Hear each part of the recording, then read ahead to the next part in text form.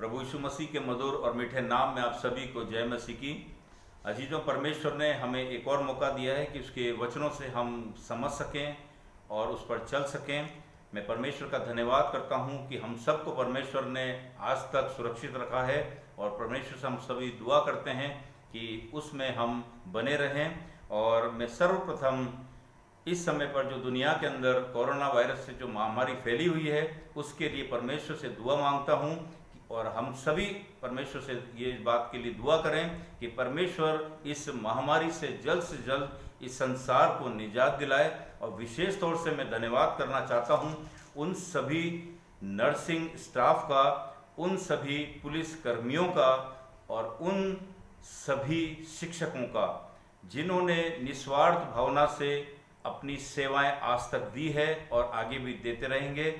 बहुत ही उम्दा सेवाएं हैं जिन्होंने दी है। अपने जान को भी उन्होंने, कई लोगों ने गंवाया है। और मेरे अजीज़ों, अपनों के लिए तो सब जीते हैं, अपने आप के लिए सब जीते हैं, लेकिन दूसरों के लिए जीना ये बहुत इम्पोर्टेंट होता है। त्याग की भावना जो आज हमें बाइबल भी सिखाती है। मेरे अजीज़ों, बाइबल कहती है कि जो दूसरों की खेती सींचता है उसकी खुद ब खुद सिंच जाएगी। मेरे अजीज़ों, मैं धन्यवाद करता हूं उन सभी सेवा देने वाले इस महामारी में, उन कर्मचारियों का, उन नर्सिंग स्टाफ का और उन तमाम पुलिसकर्मियों का, उन तमाम शिक्षकों का जिन्होंने अपना कीमती समय और त्याग भावना के साथ में अपनी सेवाएं प्रदान की है, लोगों के लिए उनकी जीवन को बचाया है और आज भी वो इस सेवा में लगे हुए हैं। परमेश्वर उन्हें बहुतायत से आशीष दे और सामर्थ दे।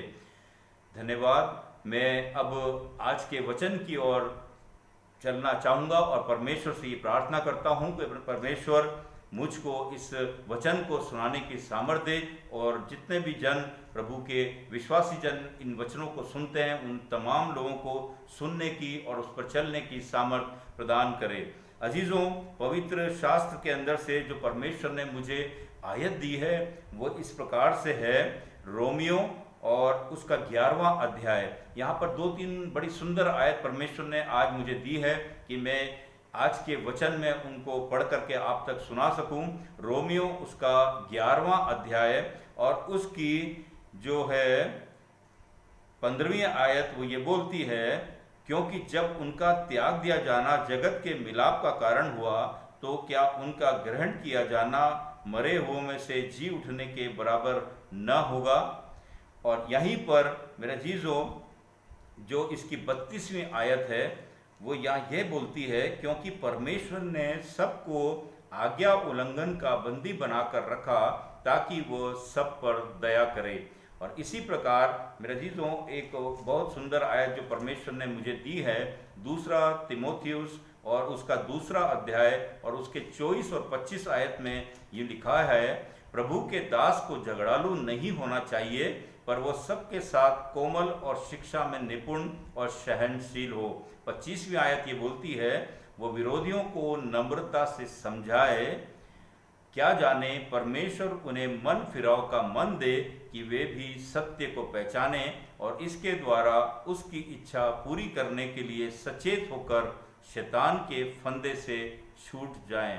खुदावंद अपने पाक कलाम के पढ़े सुने और समझे जाने पर आशीष बख्शे। अजीज़ों, जो ये तीनों आयत मैंने आपके सामने पढ़ी हैं, ये निहायत उम्दा आयतें हैं, लेकिन जो आज का विषय है जो इससे रिलेट होता है मेरे अजीज़ों, जो प्रभु ने मेरे मन में डाला वो इस प्रकार से है कि हम देखते हैं कि संसार के अंदर 3 प्रकार के व्यक्ति हैं। आप सभी जानते हैं, पहला अविश्वासी, दूसरा अल्प विश्वासी और तीसरा विश्वासी। यदि आज हमसे कोई पूछे या मुझसे कोई पूछता है कि भाई आप अपने आप को कहाँ पर रखते हैं, आप कहाँ पर स्टैंड करते हैं, तो निश्चित तौर पे हम उसको ये जवाब देंगे कि हम विश्वासी हैं परमेश्वर के प्रति। और आप भी इसी बात को सुनना पसंद करेंगे कि हम परमेश्वर के विश्वासी जन हैं। मेरे अजीज़ों, विश्वासी जन जो है वो परमेश्वर के, आप बाइबल के अंदर जब पढ़ेंगे तो आप देखेंगे इब्राहिम, इसहाक, याकूब और परमेश्वर के तमाम चेले, दानियल और सुलेमान और मेरे अजीजों दाऊद बादशाह, और आप देखेंगे कि पौलुस, कितने ऐसे उदाहरण हैं जो परमेश्वर के विश्वासी जन हैं। उन्होंने संसार के कामों को व्यर्थ जाना और आत्मा के अनुसार वो चले, और परमेश्वर के लिए उन्होंने इस संसार को मेरे अजीजों हानि की वस्तु समझा, और इस संसार के तमाम कार्यों को उन्होंने हानि समझा। लेकिन यहाँ पर प्रश्न ये उठ रहा है कि आज यदि मैं अपने आप से ये पूछूं, क्या मैंने संसार की तमाम चीज़ों को, संसार के अंदर जो आज मैं रह रहा हूँ, जितने ऐशो आराम है, संसार की भौतिक वस्तुएं हैं, उनकी तरफ क्या मेरा मन लगा हुआ है? निश्चित मैं आज आपको ये बोलना चाहूँगा कि मेरे अजीजों, हाँ। क्यों? क्योंकि हम जो है संसार की तरफ मन लगाते हैं, संसार की भौतिक वस्तुओं की तरफ हमारा मन है। आज भी हमारा मन मेरे अजीजों पैसे की ओर है, आज भी हमारा मन उन अच्छी गाड़ियों की तरफ है, आज भी हमारा मन उन अच्छे मकानों की तरफ है जो ज़रूरत की चीज़ें हैं, मैं जानता हूँ। लेकिन मेरे अजीजों, जितने ये परमेश्वर के दास और परमेश्वर के विश्वासी जन हुए हैं, इन सबों ने संसार की भौतिक आवश्यकताओं को अपने लिए हानि की वस्तु समझा, और उस परमेश्वर के लिए मेरे अजीजों, उन्होंने उस अनंत जीवन में प्रवेश करने के लिए जो एफर्ट्स इस संसार में रहकर किए मेरे अजीजों, उससे ये इंडिकेट होता है कि उनका विश्वास कितना बड़ा था। तो यहाँ पर विश्वासी जन जो है वह सांसारिक बातों को, मेरे जीजों, इस शारीरिक अभिलाषाओं को मेरे जीजों वो त्याग देता है। जैसा बाइबल में लिखा है कि शरीर आत्मा के विरोध में और आत्मा शरीर के विरोध में लालसा करता है। यहाँ पर शरीर मेरे जीजों, जैसे पौलुस कहता है कि मैं अपनी शरीर को मारता, कूटता और वश में रखता हूँ, ताकि दूसरों को प्रचार करके मैं अपने आप को निकम्मा साबित न कर सकूं। मेरे अजीजों, ये बहुत सुंदर बात पौलुस अपने आप के लिए कहता है। आज हम ये देखेंगे कि ये विश्वासी जन का एक कैरेक्टर होता है, जो विश्वासी जन जो प्रभु के लिए समर्पित है। जैसे पौलुस ने कहा है कि तुम अपने आप को जीवित, पवित्र और परमेश्वर को भावता हुआ बलिदान कर दो। तो यहाँ पर यदि मैं आपसे बोलता हूँ कि आज मैं विश्वासी जन हूँ, तो मेरे जीजों, शायद मेरे मन में अंदर से एक आवाज आएगी, नहीं, हम संसार की तरफ मन लगाते हैं, हम परमेश्वर की आज्ञाओं पर मेरे जीजों चलते भी हैं और संसार की तरफ मन भी लगाते हैं। तो हम विश्वासी हुए या हम अल्प विश्वासी हुए? यहाँ पर बहुत मेरे जीजों अपने आप को एक तरह से कैलकुलेशन या इवोल्यूशन करने की बात है कि हमको कैसे अपने आप को स्टैंड करना है कि यहाँ पर हम विश्वासी हैं या हम अल्प विश्वासी हैं। और अल्प विश्वासियों के लिए, संदेह करने वालों के लिए मेरे जीजों, परमेश्वर साफ ये बोलता है कि संदेह करने वाला व्यक्ति जो किसकी नहीं है, समुद्र की लहरों के समान है, जो हवा के साथ चलती है और उछलती है। और यहाँ पर वो कहता है कि ऐसे व्यक्ति परमेश्वर से प्रतिफल नहीं पा सकते। यहाँ पर हम मेरे अजीजों यदि अल्प विश्वासी हैं तो परमेश्वर साफ ये बाइबल में मुझको और आपको ये इंडिकेट कर रहा है। अभी हम अपने आप को कैलकुलेट करें कि हम इस समय कहाँ स्टैंड करते हैं। हम अपने आप को विश्वासी कहलाना तो पसंद करते हैं, लेकिन आज यदि हम अपने आप को एक तरह से अपनी गणना करें और अपने आप को जांचें तो हम देखेंगे कि हमारे जो काम है मेरा जी, जो बाइबल में साफ ये बताया गया है, परमेश्वर हमसे ये बोल रहा है कि तुम्हारे जो काम है वो तो मेले चिथड़ों के समान हैं। जब संसार की ये काम है हमारे जीवन में, आज तो मेरे अजीजों काम के अनुसार हम तो मेले चिथड़ों के समान हमारे कार्य हैं, तो हमारी आत्मा के द्वारा जिलाए गए हैं। और बाइबल रोमियो 8 और 1 में साफ बोलती है कि जो प्रभु यीशु मसीह में है उन पर दंड की आज्ञा नहीं। क्यों? क्योंकि वो शरीर से नहीं बल्कि आत्मा के चलाए चलते हैं। ये वचन बड़े सुंदर है मेरे अजीजों। हमको और आपको अपने आप को किस जगह पे स्टैंड करना है, इस बात को जांचना है कि हम विश्वासी हैं या हम अल्प विश्वासी हैं मेरे अजीजों। और बाइबल साफ ये बोलती है कि मैं तुम्हारे, यीशु परमेश्वर हमसे साफ बोल रहा है कि मैं तुम्हारे कामों को जानता हूं, न तो तुम ठंडे और न तो तुम गर्म हो।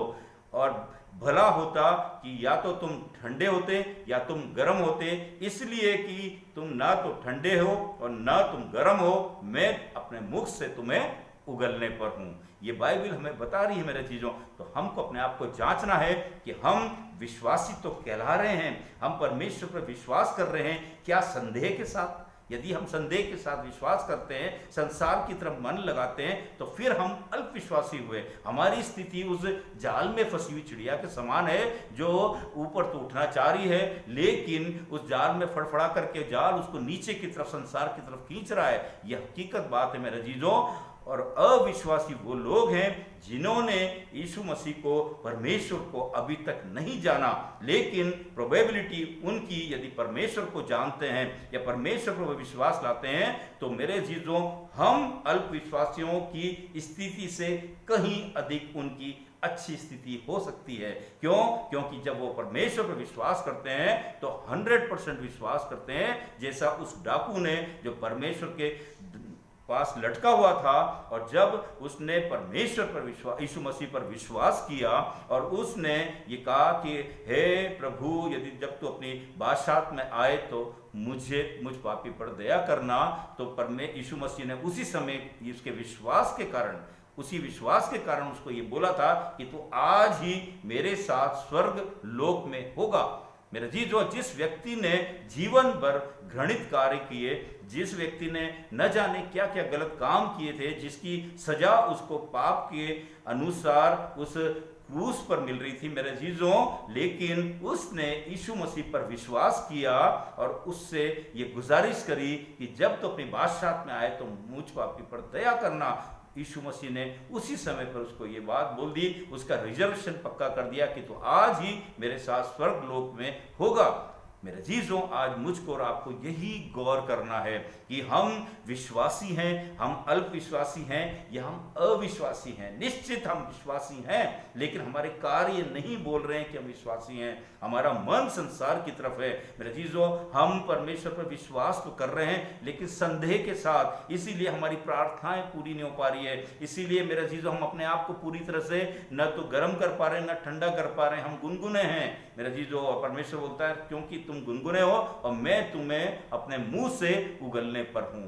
मेरे जीजों, यहाँ ये गौर फरमाने वाली बात है, अभी कोरोना वायरस के दिनों में जितने प्रभु के सेवक हैं मेरे जीजों, वो सुसमाचार सुना रहे हैं, क्योंकि एक जगह से दूसरी जगह पर जाना पॉसिबल नहीं है कोरोना वायरस के कारण। लेकिन मेरे जीजों, हम क्या देख रहे हैं, मुझे बड़ा दुख होता है। मैं कुछ समय पर किसी न किसी का वचन सुनता रहता हूँ। आज मैं मेरे जीजों अपने आप को यदि सुधारता हूं तो मेरा पूरा जीवन अपने आप को जांचने में लग जाएगा।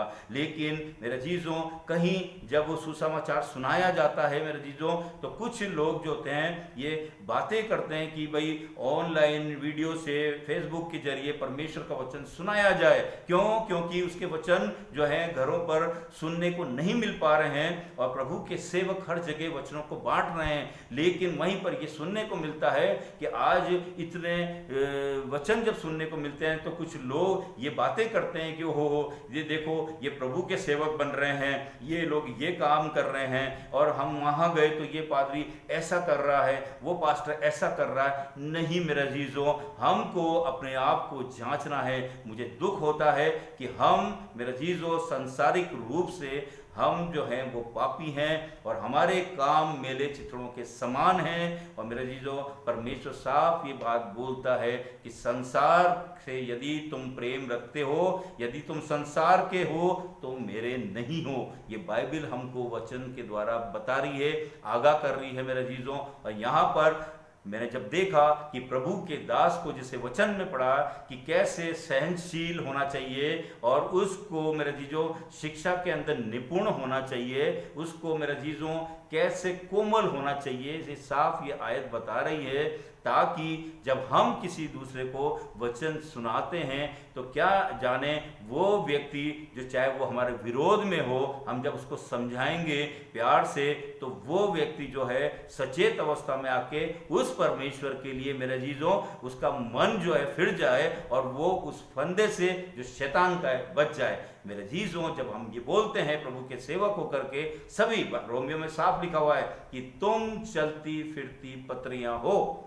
ये बात इसलिए बोली गई है कि जो भी परमेश्वर पर विश्वास करता है वो प्रभु का सेवक है, और वो एक सेवक दूसरे सेवक के लिए अगर कोई गलत बात बोलता है, चाहे वो कुछ भी कर रहा हो मेरे जीजों, उसके कार्य के अनुसार उसका जो विवेक है वो अपने आप परमेश्वर उसके मन को बदलेगा। मैं और आप नहीं होते कुछ उसको बोलने वाले कि वो ऐसा कर रहा है, उससे मेरे जीजों हम अपने आप के ही, अपने ही विश्वासी लोगों के लिए गलत बात बोल रहे हैं, उससे मेरे जीजों गलत बातें स्प्रेड होती है। और जो लोग इन वचनों को सुनते हैं मेरे जीजों, उनके मन हर्ट होते हैं मेरे जीजों। आदतें किसी की कुछ भी हो सकती है, मेरा स्वभाव कुछ भी हो सकता है, उनका स्वभाव कुछ भी हो सकता है, एक पास्टर साहब का स्वभाव कुछ भी हो सकता है मेरे जीजों, उनका सबका अपना अपना नेचर है। प्रभु के सेवक को परमेश्वर के वचन के अनुसार चलना है, और जब उसका विवेक मेरे जीजों अगुवाई करेगा और परमेश्वर उसको पकड़ेगा, निश्चित मेरे जीजों वो उन आदतों को छोड़ देगा जो आपको या मुझको गलत लग रही है। लेकिन मैं और आप उसको जांचने वाले कोई नहीं होते मेरे जीजों। आज कितनी जगह पे बातें बोली जाती है कि यहां पर इस चर्च के अंदर हमें आशीष नहीं मिल रही है, इस सीएनआई चर्च के अंदर हम जा रहे हैं तो वहां हम मेरे जीजों वो आत्मिकता नहीं आ रही है, ऐसा बोला जाता है मेरे जीजों। जब वचन बोले जाते हैं, नहीं मेरे जीजों, ये बात बिल्कुल गलत है। क्यों? क्योंकि आपने देखा बाइबल के अंदर जब आप शमूएल की पुस्तक पढ़ेंगे तो वही मंदिर था जिसमें उस शमूएल ने मेरे जीजों अपनी सेवाएं दी इस मंदिर के अंदर, और वो कितना बड़ा प्रभु का सेवक निकला। और उसी जगह पर उसकी माता ने, हन्ना ने, जब उसको एली याजक को मेरे जीजों सौंपा था, उस एली याजक के उसी मंदिर के अंदर जो उसके बेटे थे वो कुकर्म करते थे और परमेश्वर ने उनको नाश कर दिया। वही मंदिर था, एक प्रभु का दास, उसने प्रभु से आशीष पाई, और वही प्रभु का दास एली, उसके जो बेटे थे वहां रह करके कुकर्म करते थे और वो नाश कर दिए गए। मेरे जीजों, प्रभु का मंदिर और मेरा जीजों चाहे कोई सा भी चर्च है मेरे जीजों, वो कोई भी कम ज्यादा आंकना हमारा काम नहीं है। विश्वास हम में होना चाहिए, हमें अपने आप को जांचना है। आज परमेश्वर हमसे ये बात करना चाहता है कि मेरे जीजों, प्रभु का सेवक, हर सेवक जो प्रभु का वचन बोलता है, वचन ग्रहण करता है, वो प्रभु का सेवक है। हमको किसी के लिए कुछ बात मेरे जीजों नहीं बोलनी है। क्यों? क्योंकि जब हम ये वचनों को स्प्रेड करते हैं तो कितने ऐसे जन जो मेरे जीजों विश्वास में आते हैं, उनके मन बदल जाते हैं। बाइबल साफ ये बात हमको बोलती है, जो शास्त्री फरीसियों के लिए परमेश्वर यीशु मसीह ने साफ बोला है कि तुम जल और थल पर घूमते हो अपने लोगों को अपने मत में लाने के लिए, उन लोगों को अपने मत में लाने के लिए कि तुम जल और थल में घूमते हो, और जब वो तुम्हारे मत में आ जाता है तो उसका जीवन तुम दुगना नरकीय बना देते हो। मेरा जीजों, बाइबल साफ ये लाइन बोल रही है। हमको कहीं भी किसी भी रूप के अंदर मेरे जीजों एक दूसरे को अपन को आरोप नहीं लगाना है। हमको प्रभु का सेवक होकर के सबसे पहले अपने आप को जांचना है। आज यदि मेरा जीवन मेरे जीजों परमेश्वर के लायक नहीं है, परमेश्वर के तुल्य नहीं है, मैं अनंत जीवन में नहीं जा सकता। मैं दूसरे को बोल करके, ठीक है मेरा जीजों, परमेश्वर का वचन किसके अंदर कब क्या काम करे वो प्रभु जानता है, कब प्रभु उसको पकड़ेगा। और मेरे जीजों, आप देखेंगे कि जब वो फरीसी लोग मेरे जीजों, जब उस व्यभिचारिणी स्त्री को जिसने कुकर्म किए थे मेरे जीजों, कितना बड़ा सिन किया था, पाप किया था, जब यीशु मसीह के पास लेके आए तो यीशु मसीह ने मेरे जीजों बड़े शांति और धीरज के साथ में क्या कहा था कि जो यहाँ पर पापी नहीं है वो इसको पहला पत्थर मारे। और जब मेरे जीजों उसने मुंह उठा करके देखा तो वहां पर एक भी व्यक्ति वहां नहीं खड़ा था, तब उसने उस व्यभिचारिणी स्त्री से ये कहा कि क्या उन्होंने तुझ पर दंड की आज्ञा नहीं दी? उसने बोला नहीं, तो जा, मैं भी तुझे दंड की आज्ञा नहीं देता। परमेश्वर मेरे जीजों पाप से घृणा करता है, पापियों से घृणा नहीं करता है, और वो धर्मियों को नहीं बल्कि पापियों को बचाने के लिए इस जगत में आया यीशु मसीह के रूप में। और आज मेरे जीजों, मुझको और आपको ये 3 जो वर्ड मैंने बताए हैं, अविश्वासी और अल्पविश्वासी और विश्वासी, हमको संपूर्ण रूप से विश्वास में परमेश्वर के चलना है। हमको अल्पविश्वासी नहीं बनना है और हमको वो गुनगुना नहीं रहना है जिसको ही परमेश्वर जो है अपने मुख से उगलने पर है। यहाँ पर मेरे अजीजों, परमेश्वर का वचन मुझसे और आपसे ये बात करना चाहता है कि हमको अपने विश्वास के अंदर दृढ़ रहना है और संपूर्ण मन से परमेश्वर को समर्पित होना है। मेरे अजीजों, मैं अगर गलत हूं, मैं यदि अपने आप को नहीं जांच रहा हूं, यदि मैंने परमेश्वर को पूर्ण रूप से स्वीकार नहीं किया है या मेरा दिल जानता है, तो मैं कहीं पर भी ये राइट नहीं रखता हूं, ये अधिकार नहीं रखता हूं कि मैं दूसरे के लिए कुछ आरोप लगाऊं। मेरे अजीजों, जितने अभी जो आयत पढ़ी थी वो साफ ये बात बोलती है, यदि हम अपने विरोधियों को भी समझाएंगे मेरे अजीजों, तो वो सचेत अवस्था में परमेश्वर में आकर के मेरे अजीजों न जाने वो शैतान के फंदे से छूट जाएं। कितनी सुंदर बात ये बोली गई है। कहने का मतलब हर एक जन जो इस संसार में है वो प्रभु का कृति है, सुंदर कृति है। हम मेरे अजीजों उसको नाश होने से बचाएं और उसकी आत्मा को बचाएं और परमेश्वर की तरफ मोड़ दें मेरे अजीजों, क्योंकि यदि हम आज प्रभु के सेवक होते हुए भी अपने आप को नहीं जांचेंगे या अपने आप को विश्वास में दृढ़ नहीं करेंगे, तो मेरे अजीजों, बाइबल मत्ती 12 में साफ ये बात बोल रही है। क्या बोल रही है? कि न्याय के दिन नीनवे के लोग उठ करके तुम्हें दोषी ठहराएंगे। क्यों? क्योंकि यहां वो है जो कि योना से भी बड़ा है। बाइबल साफ ये बात बोल रही है। जब योना को देख करके नीनवे के लोगों ने अपने मनों को फिरा लिया, उस पर विश्वास कर लिया, प्रभु पर, परमेश्वर पर, लेकिन यीशु मसीह के सामने इस जगत में आने के बाद उस समय पर भी यीशु मसीह को देखने के बाद भी लोगों ने मन नहीं फिराया, तो वो नीनवे के लोग न्याय के दिन उठ करके हमारे खिलाफ गवाही देंगे कि वहां तो यीशु मसीह जो था वो योना से भी बड़ा था। ये बाइबल हमको साफ बता रही है। आज मेरे अजीजों, हमको ये चीज गौर करनी है कि हम अपना आधा जीवन मेरे अजीजों आरोपों में, प्रत्यारोपों में लगा देते हैं, लेकिन मेरे अजीजों प्रभु के सेवक को सहनशील होना है, प्रभु के सेवक को अपने आप को जांचना है, प्रभु के सेवक को मेरे अजीजों यीशु मसीह के वचनों पर चलना है, उसकी आज्ञाओं को मानना है मेरे अजीजों।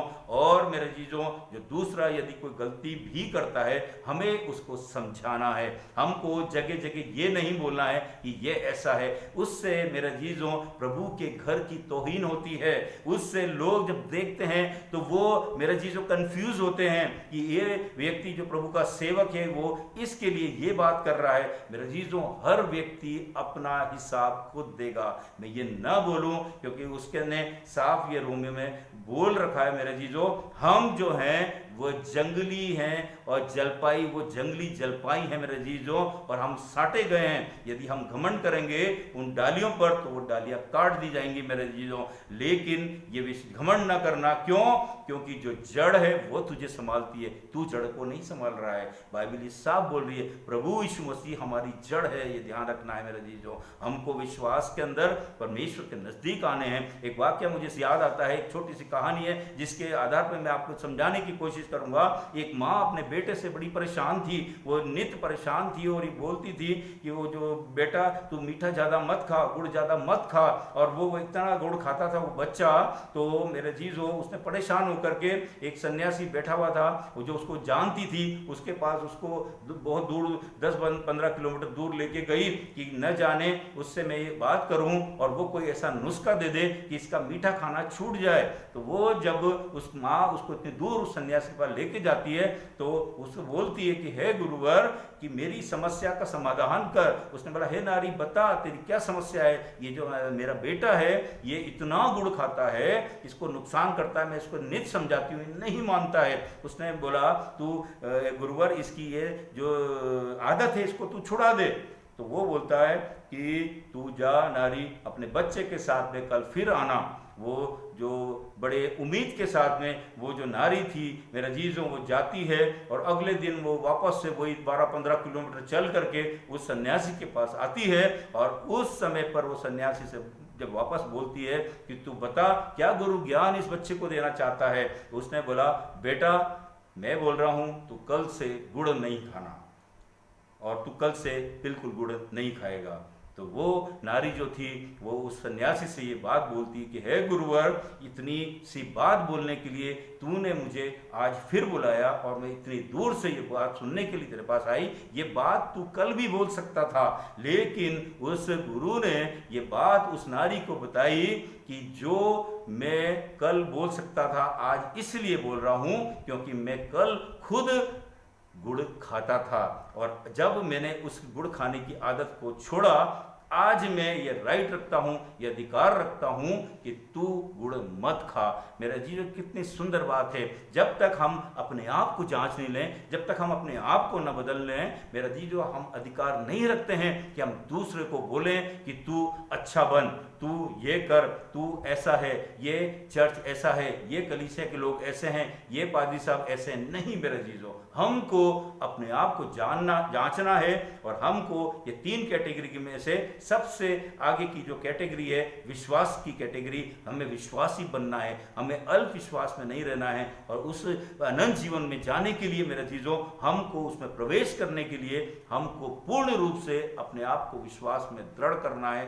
तब प्रभु हमें स्वीकार करेगा, तब वो हमको ग्रहण करेगा। मेरे जीजों, ये वचन के द्वारा आज मैं परमेश्वर जो है वो मुझसे आप तक ये बात पहुंचाना चाहता है कि हम अविश्वासी न हो, हम अल्प विश्वासी न हो, लेकिन हम पूर्ण रूप से विश्वासी बने, तब परमेश्वर हमें ग्रहण करेगा। और यहाँ पर मेरे अजीजों, आज का जो वचन है वो हमको ये शिक्षा देता है। परमेश्वर आज के वचन से हमें ये बताना चाहता है मेरे अजीजों कि हम जब भी दुनिया में, संसार में जाएं, तो हम सबसे पहले अपने आप को जांचें, सबसे पहले हम अपने आप को देखें, क्या मैं यीशु मसीह की नज़र में गलत हूँ, क्या मैं उस प्रभु की नज़र में गलत हूँ, क्या मुझे ये वचन जो है वो उस आज्ञा को मानने के लिए जो मैं आज मसीही बना हूँ, क्या मैं वो जगत की ज्योति हूँ, क्या मैं अंधकार में चल रहा हूँ, क्या मैं पृथ्वी के ऊपर जो परमेश्वर ने मुझे पृथ्वी का नमक बताया है, क्या मैं वो हूँ? क्योंकि जब मैं, मेरा जीजो, जिस जगह खड़ा हो जाऊँ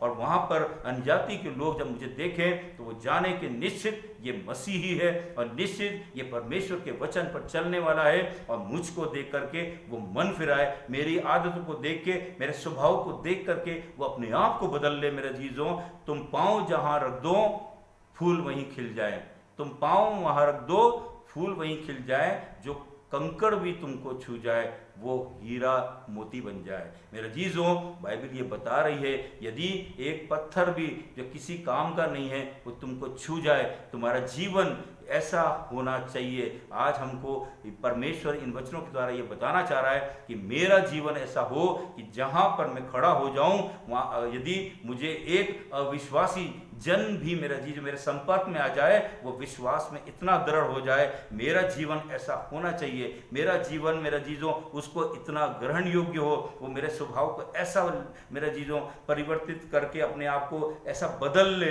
मेरे जीवन के वो देखते हुए। क्यों? क्योंकि परमेश्वर ने मुझको, मेरे जीजों, जगत की ज्योति बताया है, मुझको, मेरे जीजों, पृथ्वी के लिए का नमक बताया है, और जब नमक का स्वाद बिगड़ जाए तो वो फिर किस काम का? केवल इसके कि वो बाहर फेंक दिया जाए और पैरों तले रोन दिया जाए। ये आज का वचन मेरे जीजों मुझको और आपको ये शिक्षा दे रहा है कि हमको, मेरे जीजों, इस संसार में हम सबको पवित्र आत्मा, सब व्यक्ति ये चाहते हैं कि वो यीशु मसीह के नज़दीक आए। हर प्रभु का सेवक ये चाहता है कि मैं परमेश्वर के नज़दीक रहूं, और परमेश्वर में मूसा गिनती के अंदर, मैंने आपको पहले वचनों में ये बताया है, गिनती उसके 11वें अध्याय के अंदर, जब परमेश्वर जो मूसा जो है, जब उस परमेश्वर दुहाई देता है कि ये जो लोग हैं, ये इतने लोग हैं, इनको मैं नहीं संभाल सकता, क्या मैं इनका बाप हूँ, क्या मैं इनको गोद में लेके घूमूं? और वो जब उसकी बात नहीं मान रहे थे, तो उस समय पर क्या हुआ था कि मूसा को परमेश्वर ने ये बोला कि मैं तुम्हारे बीच में आऊंगा, तो 70 पुरनियों को इकट्ठा कर।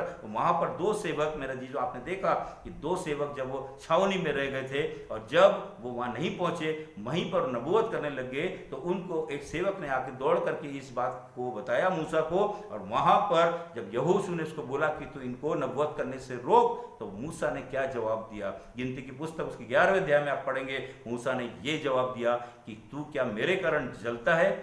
क्या ये भला नहीं है कि प्रभु की प्रजा के हर व्यक्ति, हर लोग नबी हों? ये बाइबल हमको बता रही मेरे अजीजों, हर प्रभु का की प्रजा के लोग नबी हों। और क्या तू ये नहीं चाहता कि प्रभु अपना आत्मा इनके अंदर समवा दे? मेरे अजीजों, कितनी सुंदर बात ये लिखी है। इसीलिए आज हर व्यक्ति जो भी मेरे इन वचनों को सुन रहा है, जो भी मेरे अजीजों मेरे वचनों को नहीं सुन रहा है, जो भी मेरे व्यक्ति उस यीशु मसीह पर विश्वास करने वाला है, मेरे अजीजों ये ध्यान रखे कि हर व्यक्ति परमेश्वर के लिए सुंदर करती है, चाहे वो मेरे सपोर्ट में हो, चाहे वो मेरे विरोध में हो। और मेरा ये दायित्व है कि यदि वो मेरे विरोध में भी हो तो मैं उसको प्रभु के नज़दीक लाऊं, उसके मन को मैं परिवर्तित करूं, ताकि उसकी आत्मा शैतान के फंदे से बच जाए और परमेश्वर की जो प्रजा है उसमें एक व्यक्ति बढ़ जाए, न कि शैतान की सेना में एक व्यक्ति बढ़ जाए। आज का वचन मेरे अजीजों मुझको और आपको यही सिखाना चाहता है। आइए हम प्रार्थना करें। धन्यवाद और स्तुति के योग्य पिता परमेश्वर, हम तेरा धन्यवाद करते हैं इस सुंदर समय के लिए, इन वचनों के लिए जो तूने हमें दिया है। इन वचनों के द्वारा हम अपने आप को विश्वास में और दृढ़ करें। और पिता परमेश्वर, जो हमारा जीवन अल्प विश्वासियों की तरह हो रहा है, हम जो गुनगुने हो रहे हैं पिता परमेश्वर, हम विश्वास में दृढ़ हों और इस संसार में मन न लगाएं जो नश्वर है। और ये मिट्टी जो शारीरिक चीज़ें हैं पिता परमेश्वर, जो शरीर है हमारा, जो हमें अंधकार की तरफ धकेल रहा है प्रभु जी, हम उसकी तरफ मन न लगाएं, लेकिन उस आत्मा की तरफ जो परमेश्वर ने हमें दान स्वरूप दी है प्रभु जी। पिता परमेश्वर, हमारी आत्माओं को तू टटोल, हमारी आत्माओं को तू बदल दे और तेरे स्वरूप में ढाल दे। यीशु नासरी के नाम से मांगते हैं, सुनो, ग्रहण करें, आमीन। अजीजों, अंत में प्रभु की महिमा के लिए मैं गीत आप तक सुनाना चाहता हूँ, आप तक पहुँचाना चाहता हूँ, और आप भी इस गीत को मेरे साथ गा सकते हैं। बड़ा सुंदर गीत है। जो क्रूस पे कुर्बान है वो मेरा मसीहा है, हर जख्म जो उसका है वो मेरे गुनाह का है। जो क्रूस पे कुर्बान है वो मेरा मसीहा है, हर जख्म जो उसका है वो मेरे गुनाह का है, वो मेरे गुनाह का है। आप प्रभु सबको प्रभु यीशु मसीह के मधुर मीठे नाम में जय मसीह की। यदि ये वीडियो आपको आशीष में रहा और आपने आशीष पाई, निश्चित आपने आशीष पाई है मेरे अजीजों, आप इस चैनल को लाइक करें, सब्सक्राइब करें, ताकि जो भी अगले जो नोटिफिकेशंस हैं वो आप तक पहुंच सकें। जय मसीह की।